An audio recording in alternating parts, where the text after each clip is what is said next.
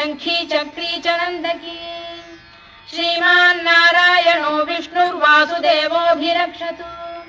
वनमाली गरीशांगी शंखी चक्री च नंदकी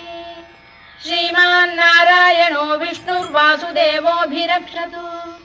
इतीदं कीर्तनीयस्य केशवस्य महात्मनः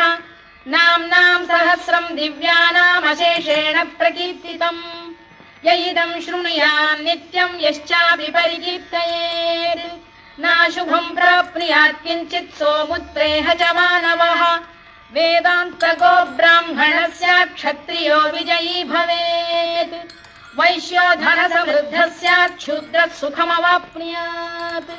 धर्मार्थी प्राप्नुयात् धर्ममर्थार्थी चार्थमाप्नुयात् कामानवाप्नुयात् कामी प्रजार्थी चाप्नुयात् प्रजाम् भक्तिमान्